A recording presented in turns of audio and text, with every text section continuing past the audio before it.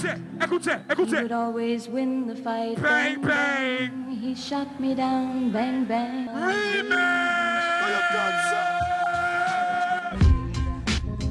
Lyrical dexterity, killer beats, and a unique polyphonic approach to hip-hop, the Wu-Tang Clan define the golden age of rap. Wu-Tang forever, baby.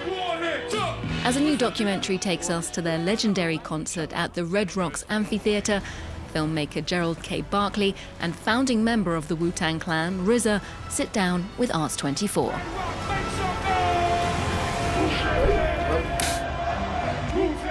Gerald, RZA, hello. Now, this film marks a really historical moment for the group. In 2021, 10,000 people at that incredible venue. The Wu-Tang performed with the Colorado Symphony Orchestra. How was that for you, RZA, working with instrumentalists, the world of classical music, the conductor? I mean, it turned out to be really fulfilling, exciting, and a joy. Tough in the beginning, of course, but the outcome was mesmerizing for us. And I think in the beginning we knew that we should capture it. And we captured it, and now audiences around the world could get that same moment of joy and contentment that we felt the night we did it. Mm. Indeed, Gerald, capturing it is a special kind of challenge. You've got to recreate the atmosphere in the place. When you're preparing the documentary, how did you want it to look, feel? Well, believe it or not, that venue has such an aesthetic of its own. You just have to follow that aesthetic, and I knew capturing it from all the different angles was the best way. So the cinematography was very important, and I'm glad that we were able to capture all the moments, and then we just came back and put the story there. Yeah. And we talked about it in the beginning. The funny thing is that they wanted, like other people was pitching like they want to do it. But I called GB because I knew that there'd be a shorthand of communication. And the only thing I think I said that was with that creative challenge, I was like, I want the Super Bowl camera. You know, the tight line. Yeah. And he was like, I don't think we could get that, but he pulled it off. Yeah, they gave us a good deal, and it was it. You have a film, you have an orchestra. Cello one. And it goes all the way until... Oh, you guys got it. Yeah. You have artist appearances. You have a DJ. All these things have to sync. Let me know when these guys are all good to go. However it comes off, it's hard in the making. That's part of Wu-Tang, you know? You never know what you're gonna get. We see in this film that a Wu-Tang audience is really diverse. I saw people there born well after your first album came out, 36 Chambers. Looking back, it's easy for us to say now that that album changed the course of hip-hop. Why do you think that was? If I could, you know, I don't have the total answer, but I can say that that album was a capturing of our youth. Mm-hmm. And everybody's gonna be young at least once. And so I think that the people who lived it during their generation, they grew with it. But then when the next generation hear it, there's something there for them.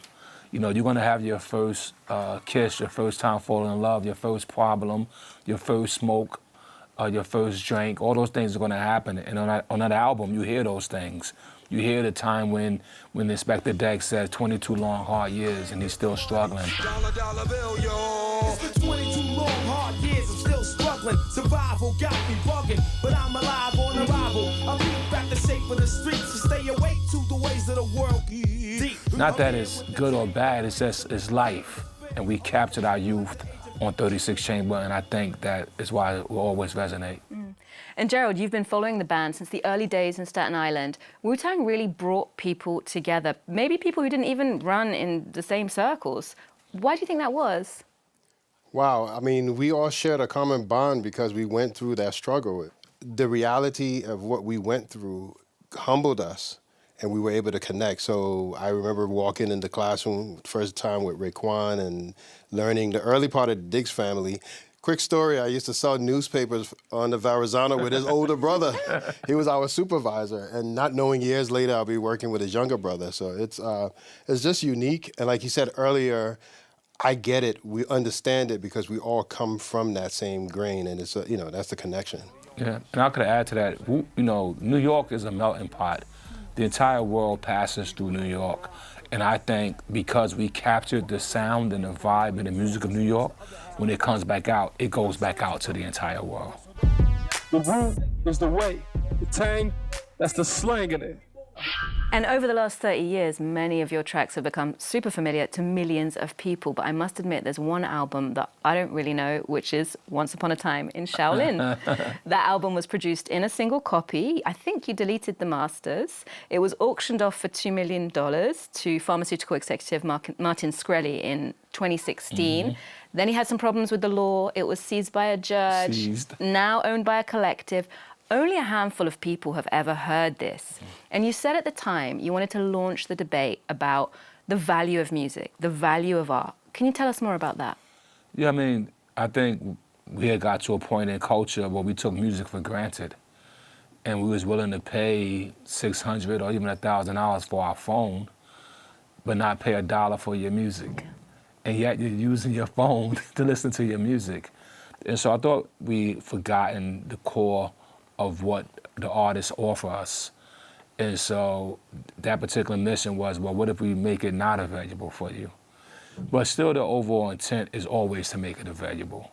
Music is life, and I'm still in the mindset that that album will be given to the public one day. And the music industry has changed so much since the early days. I thought of the recent Spike Lee film, Highest to Lowest, where the Denzel Washington character, he's adapting to those changes as a head of a label. Where do you think the industry's headed in the years to come? I think it just expands in all reality, you know? I think there was a problem at one point where people thought that maybe the young would take over the old and the old would, you know, not have a chance to be successful anymore. But I think the world has grown and the world is big. And there's enough space for everybody. There's enough space for the musician who he might only be able to play in front of 100 people in a coffee shop. But if he loves music, he'll play it and he'll enjoy it and he'll get a cup of coffee. And then there's the person that, you know, that will play like The Weeknd, you know, a stadium full of people screaming, you know, and I just think that music has grown. And I honestly think, or I can even, I don't even have to predict this. I think the music industry is seeing it the same way, is that the live performances are becoming more and more valuable. Because although you're hearing it and you're consuming it, you now want to have a physical connection to it. And you only get that when you go to that concert. So I see the live business really picking up more. Here's the story that must be told. Red Rock, make some noise! Hell with the flavor, terrorize the jam like troops in Pakistan, swinging through your town like your neighborhood. Yeah, so tick-tock, keep ticking. I get you flipping up the shit that I'm kicking. The Lone Ranger. Well, I was going to ask you about French music, French rap. Are you into it? Like, do you have French rap references? For me, I was connecting with French raps for years. I connected ever since 1995 or something. I mean, I'm going to say I am an arsenic. I love French artists. I've always connected from the General to, you know, I Am, to Arsenic, to NEB, and to Science Super Crew, and now, of course, the new artists as well. French always had a cadence in hip-hop that worked.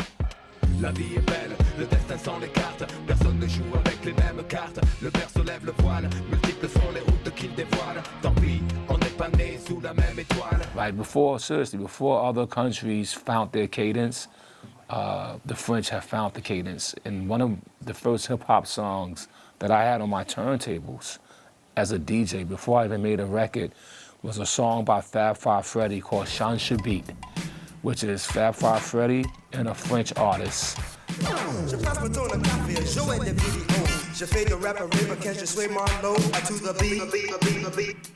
So can we expect you back here in the future doing some collaborations? Yeah, I think for my soundtracks and things of that nature, you'll definitely see me bringing some French and New York vibes. Rosa, I read that your mother named you after the Kennedy brothers, Robert and John Fitzgerald, like two statesmen who she admired from the American left. When you look at US politics now, do you see those same progressive voices? I mean, I think they're in the mix of it, right? You know, it's a ping pong match. You know, I mean, Robert F. Kennedy Jr., he's over there now. He was over there, but politics are like that, right? Poly means many. Ticks can mean tricks or tactics, and there's many tricks or tactics that people use to get what they want. I think me as an artist, I strive to keep it pure, so you know what I want, you know what I'm doing. It's right on the page. And of course, you've branched out into cinema yourself, directing the recent film, One Spoon of Chocolate. You've been acting, memorably worked on the soundtracks for Jim Jarmusch, Quentin Tarantino. The Wu-Tang Clan is behind an upcoming video game. It's in all sorts of places. What's the next frontier? What cultural sector are you going into next? Well, I personally feel that cinema is my fullest aspiration right now. Right? I mean, both of us, as we out here promoting this film, we love film. My new film, One Spoon of Chocolate, I'm actually, putting it in theaters. I'm producing. I got the best producing partner in the world, my wife, and we're both committed to bringing cinema and bringing our voice to cinema. He who has prepared to enter the kingdom shall enter the kingdom. This system is a giant. They just slew a giant with a goddamn slingshot. Your technique is second to none. Best way I can say it. So when hip hop is full of words, right? But a picture could paint 1,000 words. So imagine how many words and ideas can go at 30 frames per second. And that's my goal, to put that entertainment in front of you so you can smile, laugh, think, cry, you know what I mean, and react. Looking forward to it. Thank you. Thank you very much. My style will live forever. Niggas crossing over like they don't know no better. But I do. True, can I get enough respect due to the 1-6? I mean, oh, yo, check out the flow like the Hudson on BC.